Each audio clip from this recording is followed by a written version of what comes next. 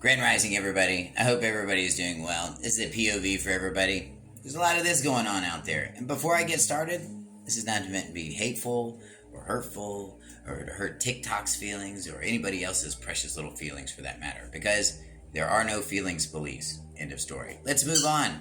There's a lot of folks talking about travel and driving. And you know what? This guy actually has a lot of pretty good stuff out there.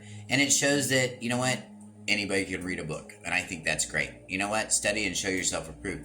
But I think some people get kind of lost in the sauce, and here's why. The problem is that we don't remember where we are in our processes. When we go back and we start looking at stuff like Right to Travel, we have to go way back. And when we're talking about travel, we're talking one aspect of travel and nothing else. That means going from here to here. And the reality is this. We don't just go from here to here. We have to stop. We have to pull into parking lots. We have to yield for pedestrians. We have to do all of these little counter moves. So it's just not quite that easy if these guys would love to tell you. And this is how we got this sovereign citizen movement. I know somebody in the back is going to say, there's no such thing as sovereign citizens. Yes, there is. Okay? And these are culturally described, or these are people that are described in our culture as being flip-floppy. They don't know which way is up. And I'll tell you, the best example of following or finding a sovereign citizen is go flip on YouTube and watch the cops do like a cop's plane. That's when you start seeing real sovereign citizens. When you see, or look at my videos, when you see me go in and, hit up a judge and say, hey, you're violating my right to speedy trial. And he just sits there and looks at you. And he knows, and they know, but we have to do it better, you see. Sometimes just doing it verbally isn't enough. And they're moving in a different jurisdiction. They're moving in what's called an equitable jurisdiction. And he's not talking about that because he probably doesn't get it completely, respectfully. Do these sovereign citizens actually have a point, or are they just talking nonsense? Because over the last couple of years, there have been an onslaught of attorneys making YouTube videos, commentaries, etc. that seeks to discredit anyone who's trying to enforce their rights. So in this video, we're just going to... But here's the problem, and here's what he's not telling you. We have the unlimited ability to contract.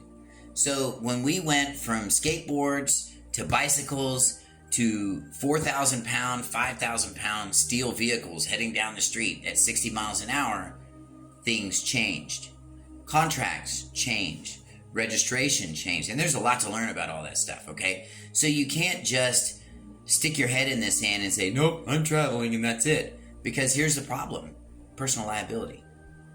Now, in my travel class, what we actually talk about is that fine line between travel and driving. And there is a fine line between travel and driving because not everybody's doing commerce. But you're required to be able to do commerce or to cover your liability. See, that's part of our contract. That's part of how we work in our culture. This is how motor vehicles are registered, and this is how they isolate that market. If you guys want to learn more about how to do this stuff properly, I've actually traveled the country for 2.5 years without state plates. I've perfected all of these processes. I've been there and back. I would love to tell you my story. We just finished a travel class. It was absolutely wonderful. And it's a 6-hour class. That's right, 2 days. The first day is all about the do not detain list and all this stuff that he's talking about. And really how to get through all this stuff and how to really interpret all this stuff. Okay, the second day, another 3 hours, nothing but law. We're going to go through actual cases that I've been involved myself. So we're not going to be talking about third-hand stuff. We're talking about things that actually got done. And more importantly, I'm going to show you consistency. I'm going to show you in every single case, I did exactly the same thing time and time again and got the same results at the very end of the day. I don't think this guy can do that for you. But if he can, great. And I say write another book, brother. Because, man, you're good at reading and writing those books, man. Thank you so much, man, for your contribution. And I hope this helped.